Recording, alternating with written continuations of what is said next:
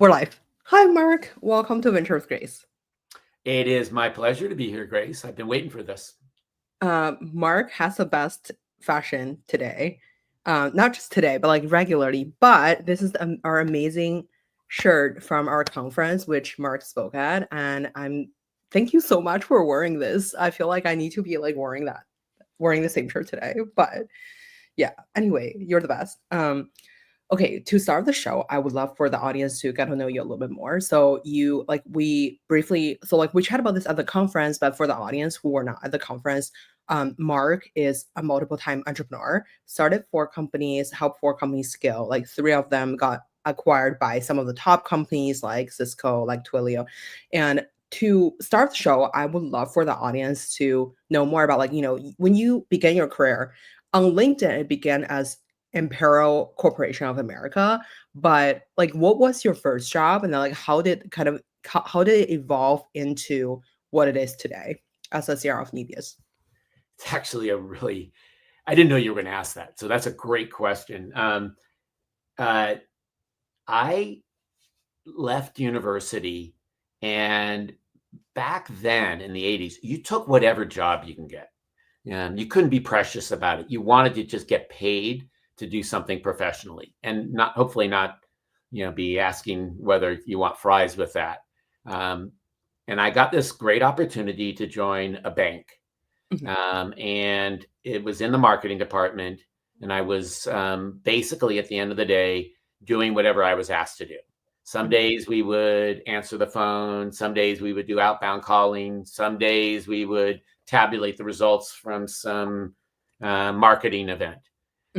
And one day, this executive, Sheila Lacco, walked in and asked, does anybody want to help me with a computer project? And we're talking like mid 80s here. Okay. So computers were sort of a new thing, and people coming out of college had at least touched them before. Most of the folks in the organization had not actually done anything other than maybe read about them. And I raised my hand. I said, sure. And the computer project was utilizing this old 8086 computer with Lotus 123 on it to actually help to pull together reports that were being utilized for sales and marketing programs.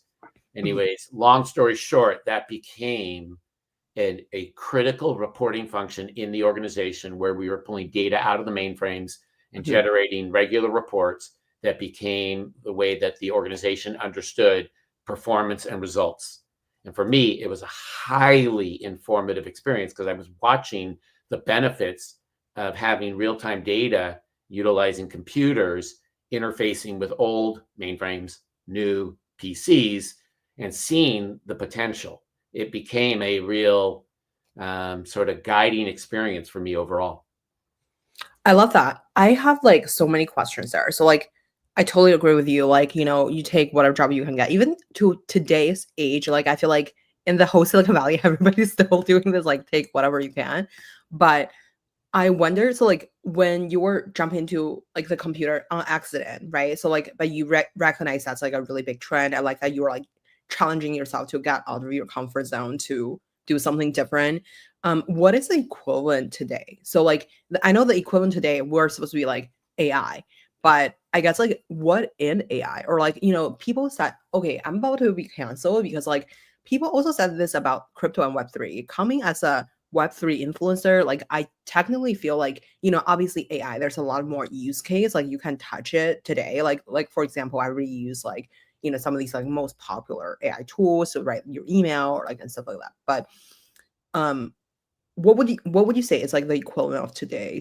And what specifically that you feel like you stumble upon? Also, did you kind of like educate yourself on like coding, or did you kind of like, how did you pick up the skill?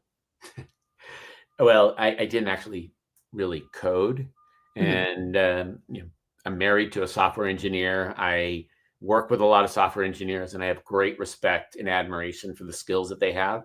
And in the time that I've, especially back then, the kind of things you needed to know and the kinds of skills that you needed to have are much greater than what you can potentially need today with, I don't know, vibe coding tools.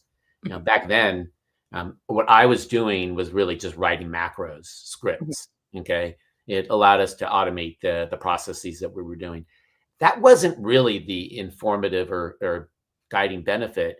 It was being able to deliver a solution that was impactful.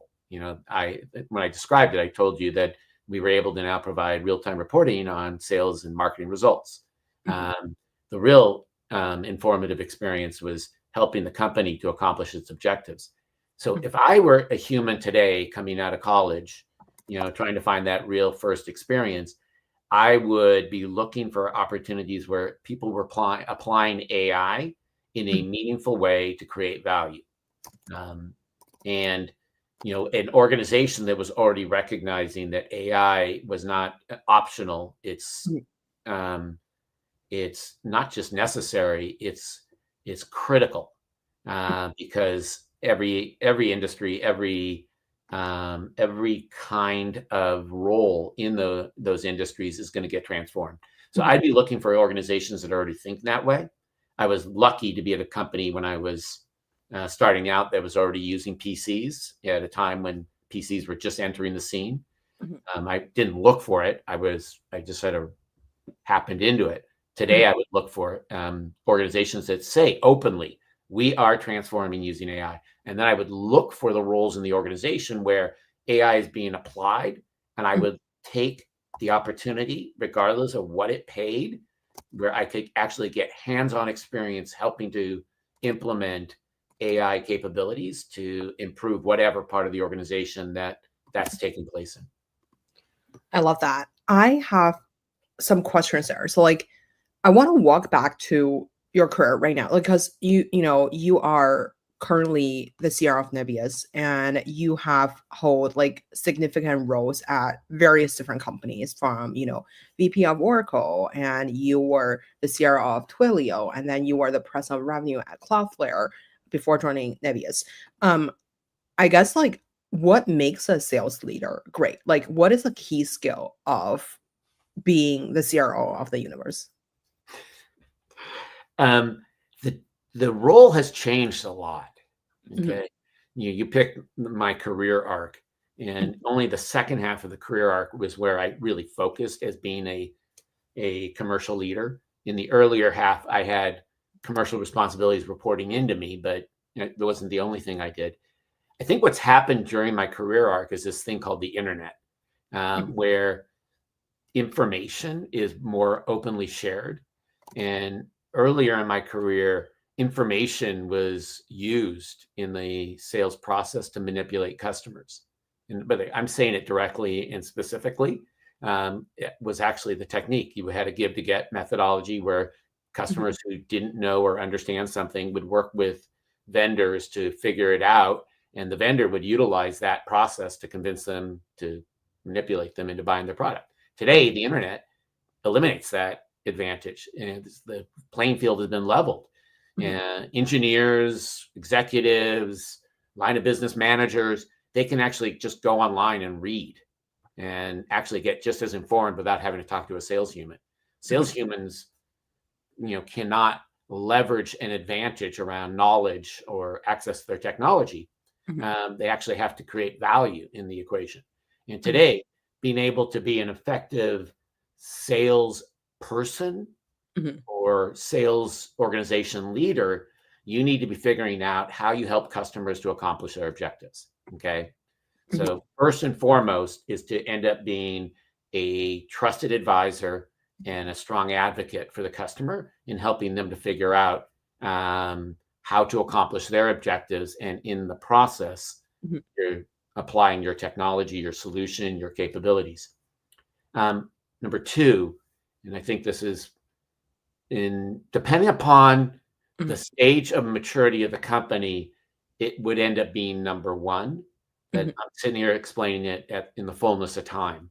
Earlier on, this would be number one. We really live in service of product. It's an important mentality. If you go back in the earlier part of my career, you could have legitimately sales-driven, guided, completely dominated cultures and companies, because conversion of opportunity into revenue is why we live. But the reality is it's conversion of product interest into revenue is why we live. And now with the means that exist for customers to get access to knowledge and product, self-service, be able to figure it out on their own. The reality is we're living in our sales and marketing roles in service of facilitating that process. We're here to help our product partners to find the customers, to be able to convert their interest into revenue, learn from the interactions, figure out where there's gaps, figure out where there's opportunities, help our product partners to apply that knowledge, to make the product better, to identify the next set of opportunities. If you get this balance right of working with the product organization and the customer, you help accelerate results, which benefits obviously the seller in making their number, benefits the product human and team from the standpoint of being able to build a better product, helps the company to succeed, helps the customer to succeed as well. I have so many questions there. So like, I think like I was taking notes if you hear me typing because my microphone hasn't been working in the past like 1 month. So I've been like typing furiously. One of the things you mentioned about like, to help the customer accomplish their objectives. I think there's like so many things go through my mind. One thing is like when you're working with a product leader, like I think it really go hand in hand, and then you have to like work on the same speed to build out the product and the feature the customer wants, right? If the customer are like, hey, we're willing to sign today, but this feature is going to take like 3 months to build, they're not going to like sign today. And like, 3 months later, who knows, like they may sign with like a competitor or something, right? How do you kind of like navigate that kind of situation? I mean, I'll leave my like 6 other question later, but like maybe we can start there. I mean, there's an inherent bias in the incentive systems that many organizations have that drive the answer to that question. Take the deal off the table now, make your number, get paid, etc. But the real challenge is you're jeopardizing a more important objective, which is building a trusting partnership. Okay. And I mean, the most important thing that we sell is trust. Okay. Unless you're selling a very transactional, highly commodity type of thing, which none of the places I've worked are transactional commodity type of things. The reality is they're very value creating, important and impactful types of things. And really what we're looking for is not just today's transaction. We're looking for the next number of years of partnership. And to build a partnership, you really want to build a trusting relationship. And the example that you gave, Grace, which by the way happens every single day, because I don't care who you are, what product you offer, you're missing functionality, there are deficiencies. I'm not suggesting that everybody run around and explain their problems, but I am suggesting you be transparent and clear. You engage openly and honestly. You let them know that that feature is not in the product. You share with them how we can partner to service your needs today and help you as we actually deliver the future functionality, hopefully on the schedule that we originally anticipated. That doesn't always happen. So keeping them well informed along the way so that they're not surprised when it's weeks or months late, so that we actually preserve the long-term partnership. Now, how do you get that behavior? So it's not just make my number now. We need to actually set principles in the organization that are communicated and reinforced with the team around being a trusted advisor, training them on how they show up as a trusted advisor, showing them that the small deal today could jeopardize the big deal of tomorrow. And so inspiring the right kind of mentality. And you do that by reinforcing what good looks like, by celebrating the seller that took that position and focused on the big future and set aside the immediate low calorie, low reward win, and instead, took on the big partnership outcome with the customer. I have another question on this. So one thing is about positioning yourself and pricing. So one of the sentence that you said was like, um, sorry, like something about, oh, you guys are not commodity, right? So this has been like a really huge like debate on my own mind. So like I have chat with like someone in my industry who was doing really well, like in the like tech media space. And he basically told me that like, don't position yourself as a commodity. But I think like each company kind of like go through phases, right? Like when you really want like a deal, I mean, from my perspective, it's like you like no matter how like you can enter with like a low price and then you can upsell or like do multiple sell later. So like you enter and then like expand, right? You land and expand. But like it's very hard to like reposition yourself as like a non-commodity slash like, something that people will pay a premium for. How do you kind of like think about the sales cycle within like software? Um, I'm sure like every software is different, but like I think selling to smaller companies, you get the money faster and then your decision maker is like not like 4,000 people that's like within the company. But when you're closing a big deal, like, you guys did with Microsoft, that's probably take 5 years, but like, when the 5 years is over, you got like billions of dollars, right? So how do you, in your mind, how do you kind of like position your company on like both the smaller and the bigger ones, since like I know Nebius serves both, and now I feel like the smaller companies like a little bit more bullish because there's another competitor who is doing, the one big deal that does their 70% of revenue, right? So how do you think about that? Wow, there's a lot in there, and I'm going to Sorry, try to. it's the 2 a.m. and then the 400 cups of coffee this morning. So All good, all good. So first of all, fully respect and recognize that an earlier stage company, you need to do what you can do. mhm, Okay. Figuring out product market fit is job one. mhm, Job two is then figuring out how to scale that, getting repeatability. And it's a very uncomfortable process of going from inside out to going to outside in. You need to start to uncover with the customer where there's value. mhm, Okay. How are you helping them to make money? How are you helping them to save money? How is that actually shown in their organization, in other parts of the company, in other places, in other customers? So when you uncover the value creation, you do want to position that way. And I don't care whether you're selling to a small customer or a big customer. Okay. Whether it's a technical buyer or it's a line of business buyer, I don't mhm, care. You should be looking for ways to communicate how you're helping them to do something that is valuable to them in the terminology that they use. So you should always be positioning value. Okay. And you're right. It's not a easy transition to go from very tactical, technical, here's my features, mhm. to more strategic, here's how I've helped customers to do great and valuable things.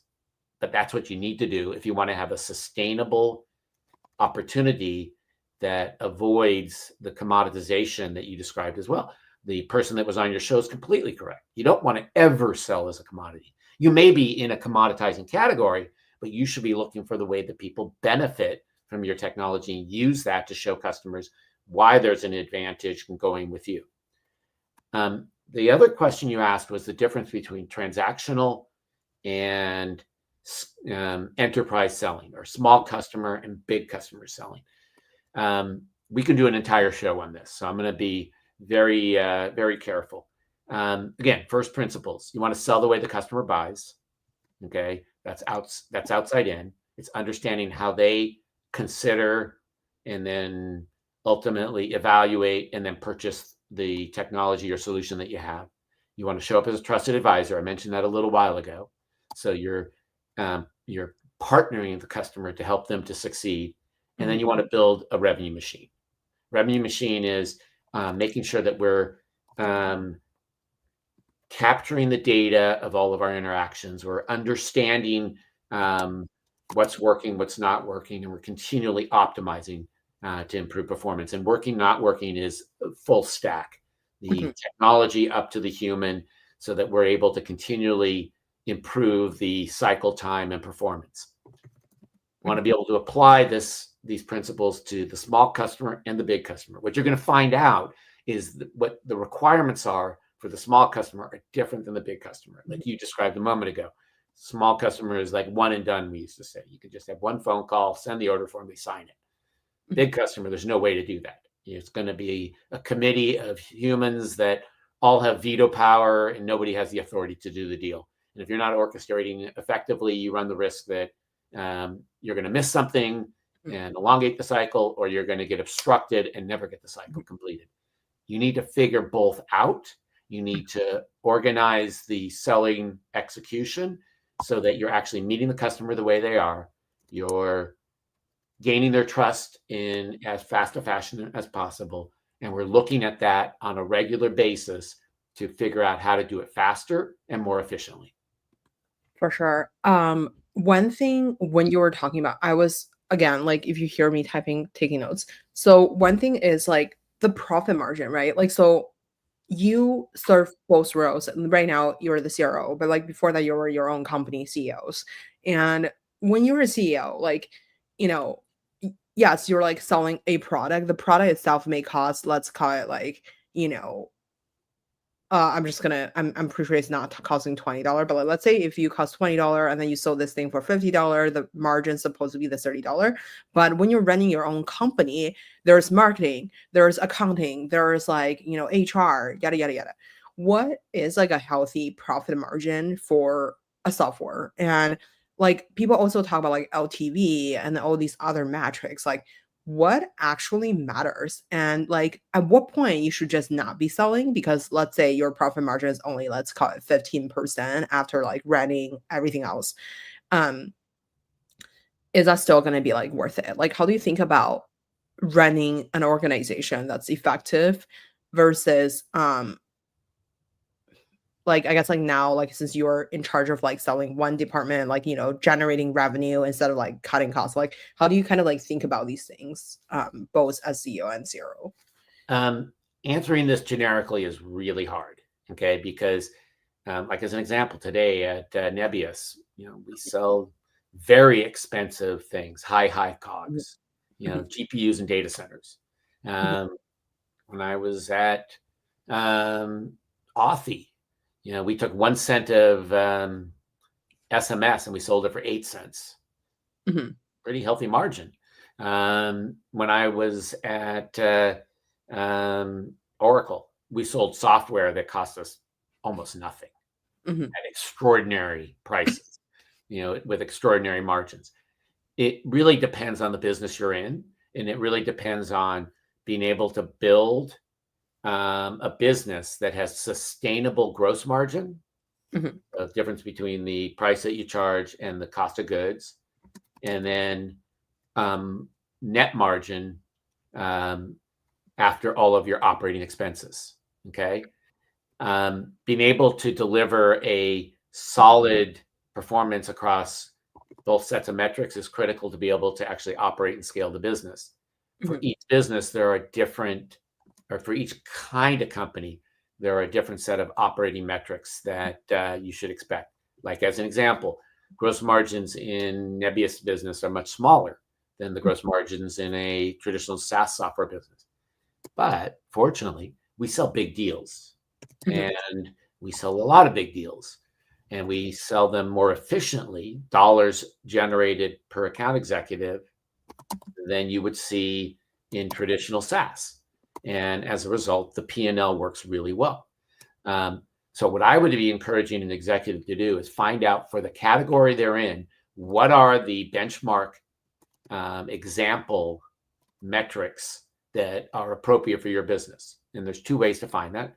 One is you go look at the public company equivalents, which are mature and they're a little bit more difficult to relate back to your business, but you could build a bridge back.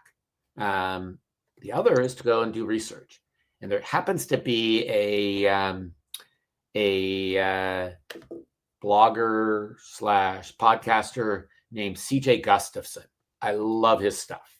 He writes about financial metrics in a way that is extraordinarily specific and at the same time applicable in a generic fashion so you can learn from it. And he produces a regular set of metrics by size of company and type of company. So you can actually see what's a healthy gross margin, what's a healthy operating expense allocation by type of activity, and what's a healthy bottom line. And you can start looking at where do you fit on that and what should you be striving for. Big call out. I love his stuff. I read it every week. I have another question on this. So like for venture-backed company, the growth trajectory is very different than like bootstrapped.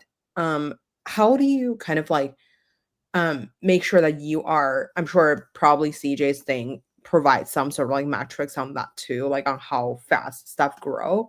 Like where would you spend money on? Like, so I think this kind of goes into the marketing side, the revenue side, and the product side. So like I think the product itself have to like TLDR work, right? So and then like for the marketing side, it's like, I think like for me, like as coming from like I would say like marketing slash BD background, I think you need to like apply both marketing and BD at the same time. People should heard of you, and then you should be able to land the deal. So there's no leaky funnel. Like you have to like hit them in the right place immediately.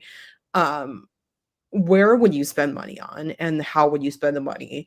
Would it be on? I think the other part is like coming from a bootstrap founder perspective. Like we have clients that are like big, they're like big tech and like amazing tech like you guys, or we have clients like bootstrap founders and they have like very different expectations on how fast like they can generate the money back.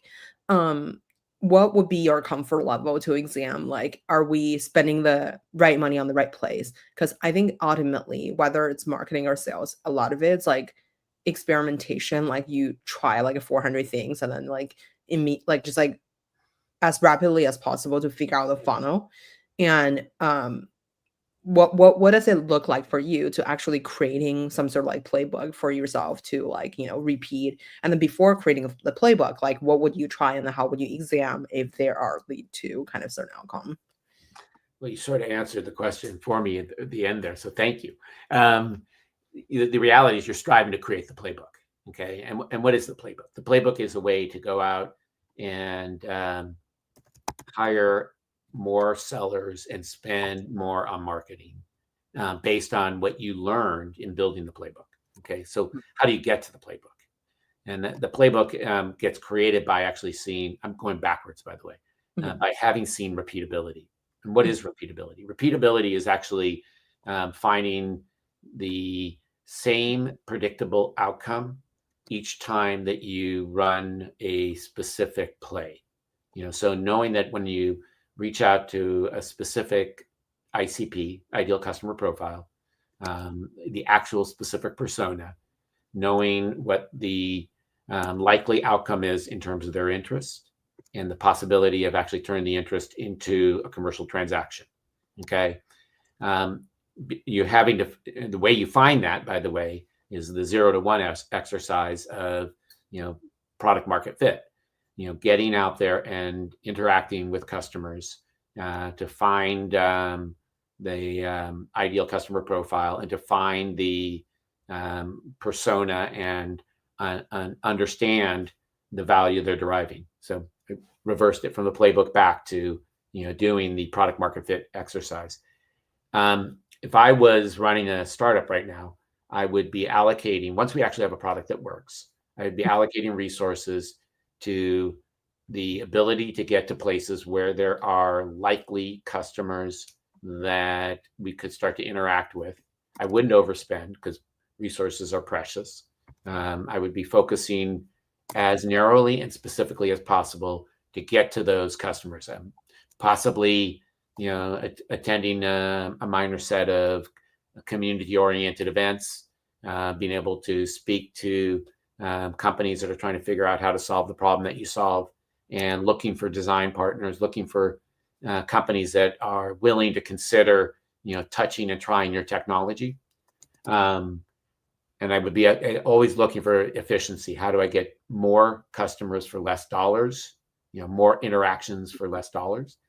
Once we get the ICP, once we get the playbook, now we look for the places where we can actually apply it. And now we look at, driving the investment in marketing, so demand gen and events, and sales, humans, and tooling and technology. And we should be monitoring every cycle of execution. Whether we win or lose, actually critically important to get both, so we can actually find what's working, what's not working, and then continually optimize. And the optimization, at the end of the day, is an exercise in capital allocation. Where am I going to put the next dollar and get better results than the previous dollar? So how am I actually fixing the problems, and where am I improving execution, and how am I getting the results that I need to run the business?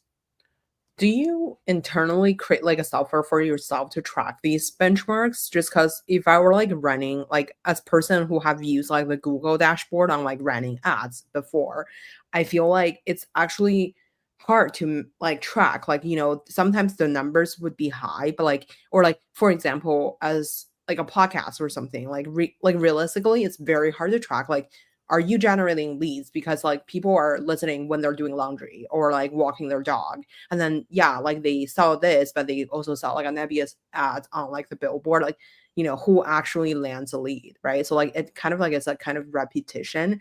And like, I know that like I chat with, our show, there was like Fortune 500 executives, like, running big traditional business, like even them, like everybody's kind of like doing a lot of guessing, or like, it's kind of like a peanut butter spread, like just like spending a little bit on everything and then see like essentially I feel like it's like taking an educated guess on like what will work. Um I wonder, so when you are actually, yeah, like the question is like, how do you track? Like, is it like a dashboard, or is there like a, a cookie that you kind of like attach it to like this billboard? And then if I scan, and I'm like, I'm just kidding. But like, I'm just curious about like, yeah, like the internally, like, do you build tools to like track these things? The answer is yes. And by the way, there are tools that are out there that for the generic case work fine. The reality is your business is not generic. I don't care how small or how big you are. There are going to be subtleties and nuances that need to be built. Hmm. Jeff Lawson always used to say that you should let everybody have software engineers. He's completely right, because you need to modify or customize, or sometimes build from scratch the tooling that you need to operate your part of the business. And like at Twilio, he let us build a pretty phenomenal sales ops organization that had probably a dozen engineers that were building the tooling you were describing. To be able to actually understand what works and what doesn't work, you have to measure it. And to be able to measure it, you need to have the right systems and processes in place to capture it. And you need to build the programs to make sure that you are going to make them as trackable as possible. The executives that you referenced earlier completely get it, that it's peanut butter, try this, try that. You don't really know, but you could do quite a bit to know more than nothing. So if you're actually observing, you've got pre and post data. You can actually see what the performance looks like each time that you make a change or add a program. Also, you can do it A/B. Do it in one market and don't do it in another market. I remember in the first days of A/B, people were like totally afraid. Like, oh, wait, hold on a second. We can't, like, pardon my use of language, screw over these customers by having a different offer from what we're showing to these customers, which has a better offer. But the reality is you learn. And, Oh my God, what is going on? Sorry. Of course. if it's for me, take a message, okay? Yeah, sorry. Wait, I need to like, yeah. I already, I thought I turned it off, and then it's coming from my computer. I'm turning it off, like airplane mode is thing. Okay, done. But Sorry about that. A/B mode is so incredibly important. So being able to test to see what the differences in experience and performance is, including calls to action that are unique. You said scan that QR code on the billboard. Yeah, you don't want to do that. It's going to cause a crash. But is the billboard that you're putting in one market driving them to one version of the message, and the billboard going in another market driving them to a different version of the message? That's costly. Don't get me wrong, because you're actually spending on two different programs or two different versions of the program, but you learn from it in a way that might be extremely valuable. Maybe you can't do the billboard version because you're a startup. It's the banner. It's the offer that shows up on LinkedIn versus the offer that shows up on, I don't know, Perplexity. I don't even know they do banners. But anyways, you get the point that I'm making.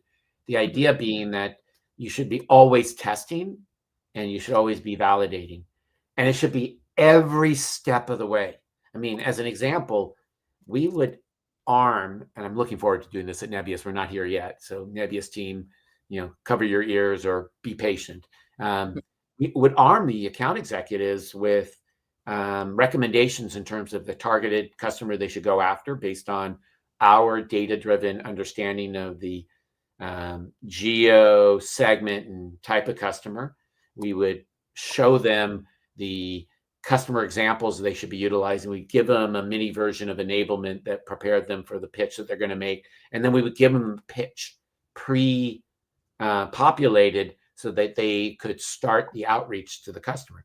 We would test in that process different content, different offers, different taglines, different subject lines. And we would be able to optimize as they were out doing their version of the pitch for the next set of pitches. So you have if you put the right tooling in place where you actually are ensuring that you're tracking everything and you build the program so you can actually comparatively test and you're tracking pre and post in all scenarios, you'll get a sense of it. The last thing I would add is survey your customers or survey your market. Do it on a periodic basis, find out what's working, what's not working. I used to think there was no value to aided and unaided research. Is super valuable. Whether or not somebody knows your brand, whether or not somebody knows what you do. This is a bit of a mature company thing, but the point is the asking without a customer cycle going and getting feedback helps a lot. And there are ways to do that for smaller companies to online, as an example, utilize some third-party services to find out if people know who you are and what you do and figure out where that actually is occurring and where it's not occurring. So you can actually figure out whether or not your programs are properly tooled for the targets you're going after. How do you set each step of like the goals or like the KPIs? So I think the other part is like, coming in as a founder is very different. You can't just vibe it. But like if you're like joining, a really big company or like a public company or just like a public company startup, but how do you think about convincing the whole team of like, hey, here's like our KPI, like what is realistic? And do people set realistic but pushing kind of like goal, or like do people just set realistic goal because you kind of like your entire performance is kind of benchmarked based off like, did you accomplish this, right? And then how would you deal with the fact that people want you to have like a more ambitious goal, or like or let's say if like the revenue target was not hit, like what are some stuff that like in your experience, how do you deal with the misalignment of like different kind of like function or different kind of like stage or different type of like situation with people? Well, first of all, we want to all align at the very top level in terms of what are our priorities in priority order, and what are the expected outcomes that we have for those priorities. So we should be unifying the organization on an agreed upon set of things that we're striving for. So there should be common, understanding that maybe our number one priority as a startup is make the product work. Our number two priority is find customers.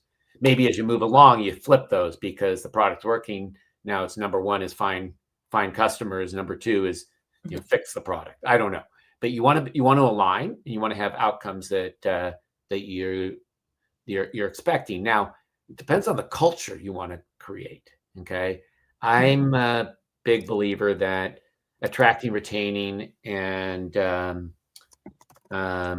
developing the best talent is, at the end of the day, the way you win. And the best talent goes places where they feel like they have a significant stake in the outcome, and they feel valued and respected, and want to know that there's a long-term opportunity for them there. To be able to nurture and support them, you have to give them reasonable but challenging targets and objectives. Okay. And so as an organization, when we build the top level targets, we should be building, the way I think about it, based on what we know. So the data that we have that shows how much we can accomplish with a given level of resources. And as we look into the new period, apply the same understanding to the set of resources we have in the new period. Now, that's not really aggressive. That's actually sort of, rewarding the level of performance we have already. And we all want to get better, and we all want to strive for bigger numbers and bigger results. So we look for logical ways that we know we can do better.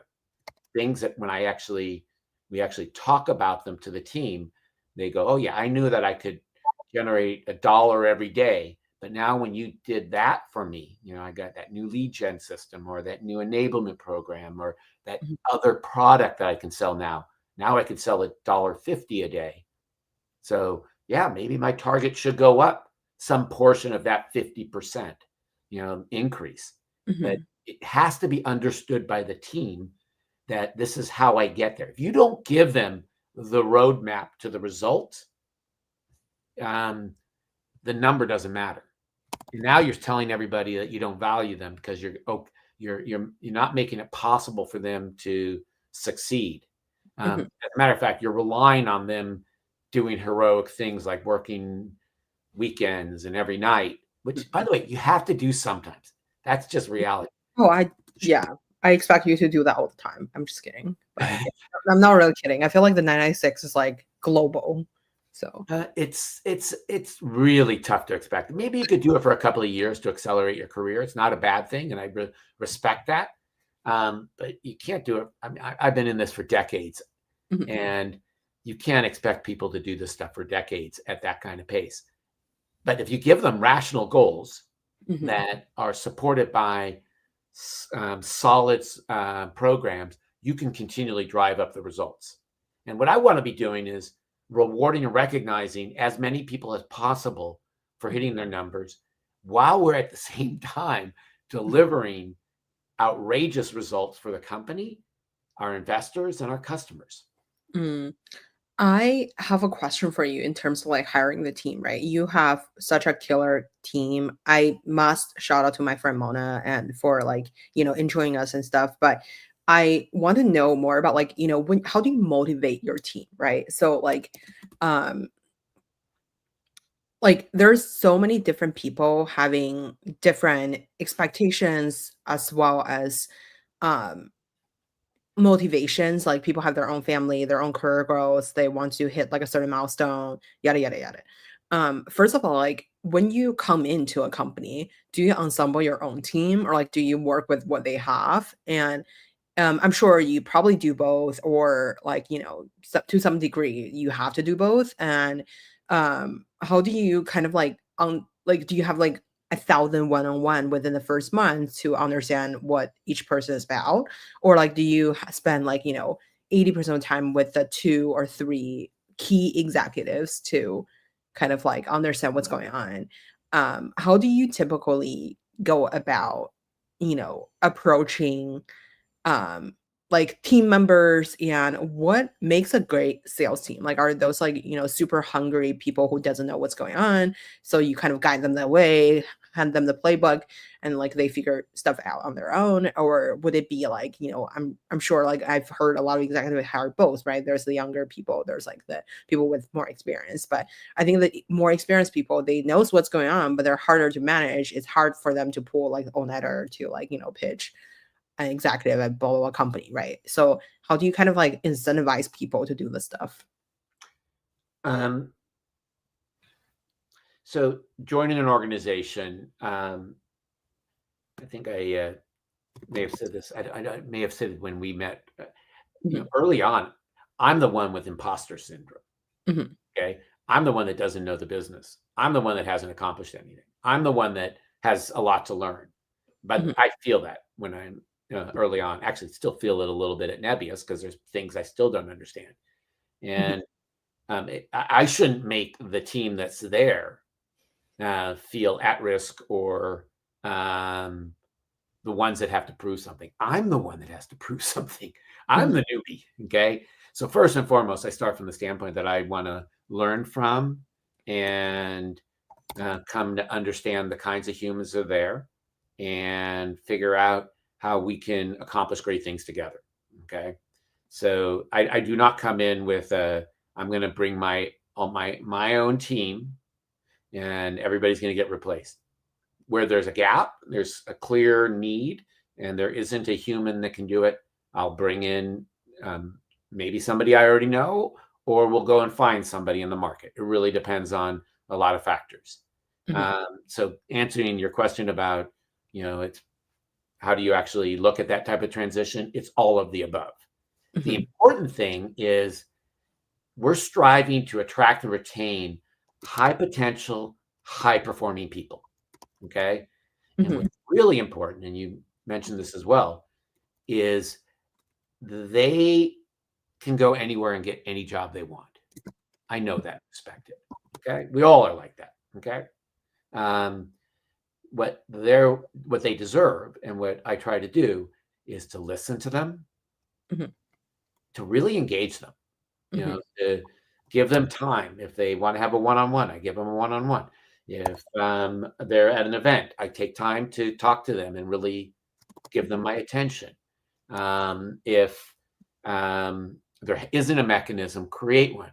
I just finished a global round of roundtables mhm, where the frontline team was brought in to share their perspectives and just did two of them in San Francisco this week.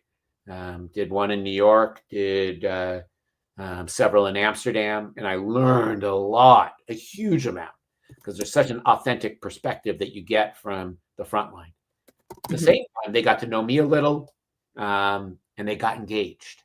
So there's access taking place. They get to, you know, participate in interaction with this newbie that has joined the organization. Um, and when you get into a relationship and you start to build, um, let's say for your direct reports like Mona or for your broader team, you want to give them guidance. You want to help them to accomplish the things they're looking for. And when they perform and generate results, you want to recognize them. I mean, the mhm, reality is they're here for much more than a paycheck. I mean, yeah, it's really important to get paid well. Don't get me wrong. You got to pay them fairly. You got to pay them market. But the reality is they're also here for the role they're in, mhm, progress their career. They have goals. And to the extent that I can help them to accomplish those goals, I want to mhm, be a part of that. That changes it from transactional to a long-term trusting partnership relationship. Um, to do that, we got to give them very clear understanding of what's expected in the role that they're in.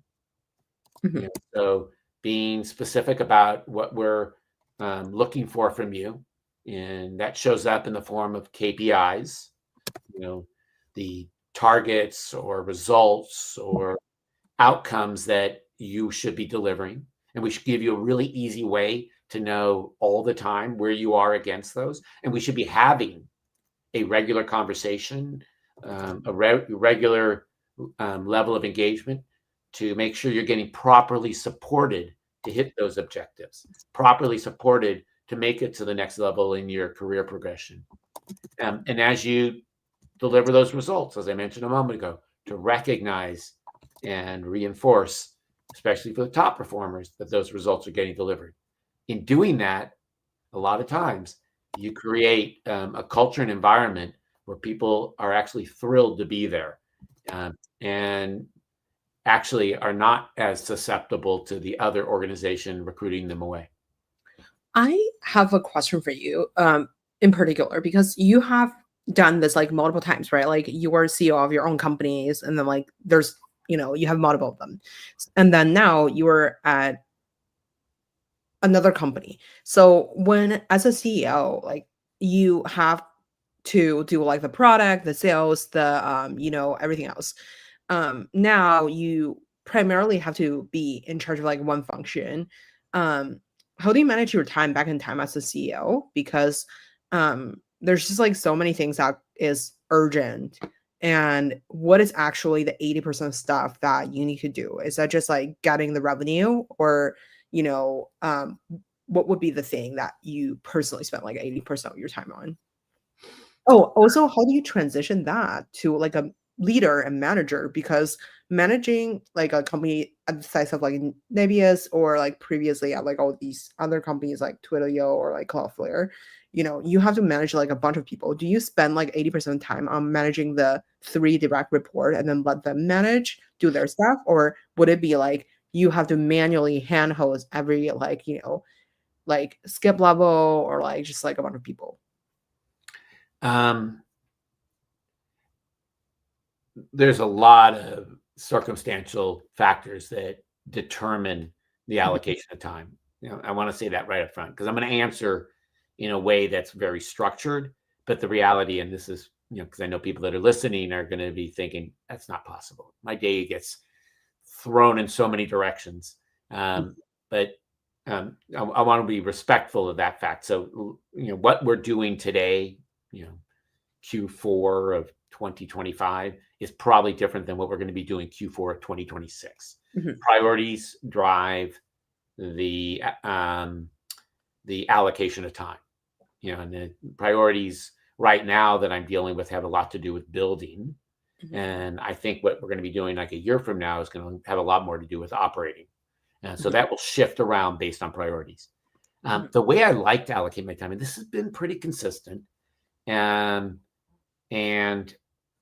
I think it goes all the way back to my startup days, where if I didn't push a framework, I would miss important things that were needed to be successful. Your whole point about urgent things, if you let your inbox or your Slack channels dictate your day, you'll do urgent things and never get to the important things. And that matrix, urgent and important. We want to be spending our time on the urgent and important. We don't want to be stuck on the urgent, unimportant stuff. So I try to spend a third of my time involved with customers, a third of my time operating the business, leading and orchestrating, and a third of my time in administrative stuff. Oh my God. I hate the administrative stuff. But if you don't do it, nobody is going to do it. I know right now there's a head of talent at Nebius that's really upset with me because I've got like 11 feedbacks on recruiting cycles that I need to submit. That's on me. I'm going to have to spend my weekend getting those in because they're critically important to finish those recruiting cycles. But if I don't do that administrative stuff, I'm not going to be actually helping in the other two categories, which is having enough humans so that we can actually engage customers, having enough people so we can actually operate the business. Oh my God. Even you have to do that administrative stuff. That gave me no hope. My entire life, it's like I feel like being the entrepreneur, or like doing the podcast, like a lot of people are like, oh, you just come on Yap. Like, yes, I come on Yap, but there's like 90 other things I have to do to like make the yapping work. It's just like the whole cycle is like insane. We won't like make like a podcast episode in 2025 without talking about AI. What's your AI stack? My AI stack, the whole thing. The whole thing, like, we chat about granola, so that doesn't count anymore. So, like, what are some stuff that you're like I- I'm actually very passionate about Perplexity. Um, perplexing? Okay. yeah, it's my favorite research tool. I love it. I play with all of them, but somehow or another, Perplexity just keeps landing well for me. Mhm. And by the way, in my role, I have a lot of like anecdotal or unique, specific research questions that come up.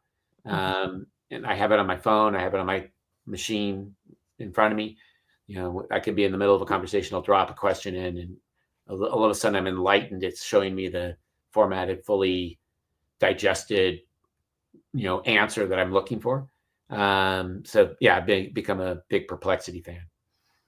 Um, I love that. Okay, so I want to be mindful of the time. Maybe we do one real question and one fire round. Okay. Um, so the real question is like, what motivates you? Because I think at the point of your career, you can just peace out, right? Like you can, drink pina colada in a beach, and collecting your mini Mercedes, or like what are those? Or like Ferraris, or like, I mean, I'm pretty sure my son owned one of those. All Lego. That's a Ferrari, that's a Lamborghini, and that's a McLaren. And you should, if he's a Lego building age, you should do these. Are some of the best kits. You know, you are the third guest on our show have insane Lego collection. I think I listened to you on another podcast. People ask you the same thing. I just recall that like it's Lego. Do you know who else like Lego on our show? I can name two. So like Sabrina, the CTO of GitLab, she has an insane collection in the background. And then Elizabeth Well from Scribble Venture has an insane Lego collection. The three of you should get together and build Legoland, the Disneyland of Love it. I welcome it. Tech Lego Exec Club. I don't know if that's the Exactly. Yeah. Oh my I'm God. in. Sign me up. Yeah, the three of you literally have the collection of the whole Lego collections, I feel like. And then everybody's like, it's also in their background too. I was like, oh my God. That's such a cool hobby that I wish I have like 3 hours to sit there to like build the whale part. Um, okay, so what's your favorite book? What's my what? Favorite book? Oh my God. Kurt Vonnegut, Slaughterhouse-Five. Wow, what is that about? This is I was expecting like, Shoe Dog, but okay, yeah, what is it about? World War II. Wow, okay. So who made the biggest impact in your career? Biggest impact in my career is different for each stage. Early in career, Sheila Locko, who trusted me with that computer that day that I mentioned earlier. Middle of my career, Paul Bittleman, the chairman of Passlogix, who showed me faith and support through very, very difficult times, dot-com bubble burst and the mortgage meltdown. Later in my career, George Hugh, who tapped me and said, you can do this go-to-market leadership thing really well, and helped me ultimately realize a transformation in where I can create and contribute value. Love that you can recall everybody's name. Who would you invite to your dinner party? Who would I like to dinner party? Terry Gross from NPR. Specific. What are you guys going to talk about? Anything she wants to. She's interviewed everybody, and she's one of the best interviewers ever. Yeah, I would love to have her at every dinner party, because I know that every discussion would be extraordinarily insightful. Now I have to study her. Okay. So where can we find you outside of work? On the weekends when it's not winter, it's on the road riding my bike. When it is winter, up in the mountains skiing. During the summer, maybe at the beach. You sound like the Bay Area bro. So, oh, Mark, thank you so much for coming on the show today. It's such a fun conversation as usual. I feel like you have so much knowledge, and then like I prepare like I didn't even ask the rest of the 47 questions that I have prepared, but I feel like a lot of the things that you said, like the philosophy that you operate, like, and I just like I always appreciate like how, humble and friendly you are. Like, I feel like at the stage of your career you are very successful, and but yeah, you're like so like approachable, that I just really appreciate you.